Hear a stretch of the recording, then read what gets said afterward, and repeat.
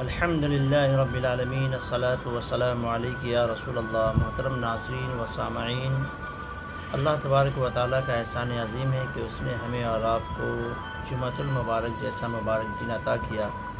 اللہ تبارک و تعالیٰ ہم سبوں کی بخشش و مغفرت فرمائے، اس لیے کہ جمعۃ المبارک کی بے شمار فضائل و برکات ہے کہ جمعۃ المبارک کے بارے میں آتا ہے کہ اللہ کے رسول صلی اللہ تعالیٰ علیہ وسلم ارشاد فرماتے ہیں کہ 24 گھنٹے ہوتے ہیں جمعہ میں، دن و رات ملا کر، اور 24 گھنٹے میں ہر گھنٹے میں اللہ تبارک و تعالیٰ 6 لاکھ لوگوں کی بخشش و مغفرت فرماتا۔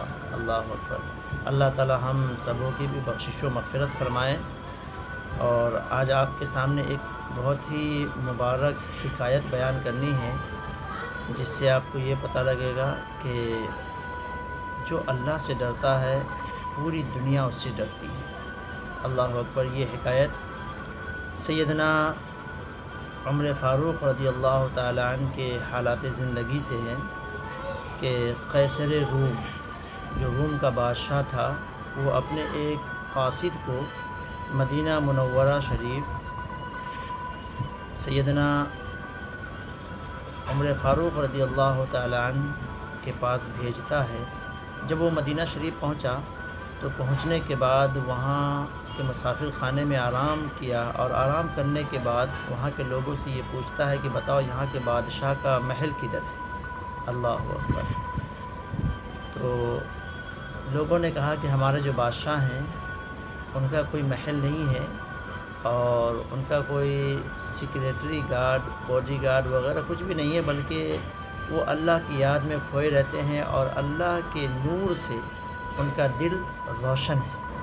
جو روم کا قاصد ہے اس بات کو سن کر بڑا تعجب ہوتا ہے، اور اپنے دل میں سوچتا ہے کہ میں بہت سارے بادشاہ کی بارگاہ میں گیا، جو ان کے حفاظتی انتظامات بے شمار ہوا کرتے ہیں، اور بے شمار ان کے باڈی گارڈ وغیرہ ہوا کرتے ہیں، لیکن یہ پہلا بادشاہ جس کے بارے میں سنتا ہوں نہ تو محل ہے، اور نہ ہی ان کے پاس کوئی سپاہی ہے، اور نہ ہی کوئی حفاظتی اقدام ہے۔ یہ دل میں تعجب کرنے لگا اور لوگوں سے پتہ پوچھنے لگا، تو فرماتے ہیں کہ ایک اعرابی خاتون سے خلیفہ کا پتہ پوچھا، تو اس نے کہا کہ آپ رضی اللہ تعالیٰ عنہ قبرستان کے پاس ایک درخت کے نیچے آرام فرما رہے ہیں۔ قاصد جب وہاں پہنچا تو اس نے دیکھا کہ حضرت عمر رضی اللہ تعالیٰ عنہ بے خوف و خطر زمین پر آرام فرما رہے ہیں۔ اللہ اکبر۔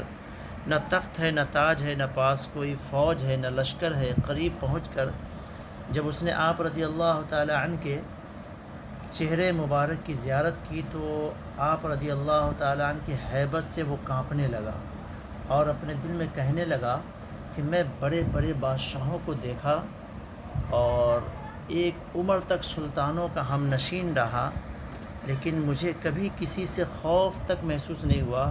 معلوم نہیں اس شخص کی ہیبت سے میرے اوسان کیوں خطا ہو رہے ہیں، اور اس سوئے ہوئے اکیلے آدمی کو دیکھ کر میرا جسم کانپ رہا ہے۔ اللہ اکبر۔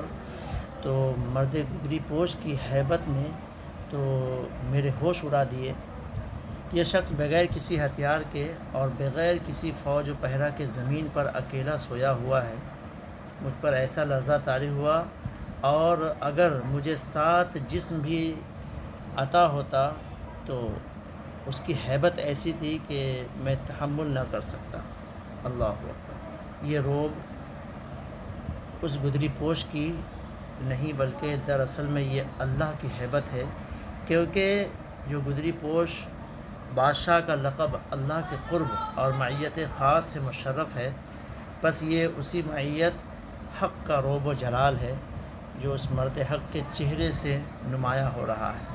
قاصد پریشان ہے، اور کچھ دیر کے بعد سیدنا عمر فاروق رضی اللہ تعالیٰ عنہ کی آنکھ کھل جاتی ہے۔ سفیر روم نے آگے بڑھ کر بڑے ادب سے آپ رضی اللہ تعالیٰ عنہ کو سلام کیا۔ آپ نے نہایت ہی شفقت سے سلام کا جواب دیا، سفیر کو اپنے پاس بٹھا کر تسلی دی، اور اور قاصد روم کو آپ رضی اللہ تعالیٰ عنہ نے اپنے اخلاق حسنہ اور سادگی سے اس قدر متاثر وہ ہوا کہ اس کے دل سے کفر و شرک کا جنگ دور ہو گیا۔ یہ قاصد حضرت عمر رضی اللہ تعالیٰ عنہ کی صحبت کے فیض سے مشرف با اسلام ہو گیا۔ اللہ اکبر۔ تو میرے دوستوں اور بزرگوں، پتہ کیا چلتا ہے کہ جو لوگ اللہ کے احکامات کی پیروی کرتے ہیں، جو اللہ سے ڈرتے ہیں، پوری دنیا اس سے ڈرتی ہے اور اس کی برکت سے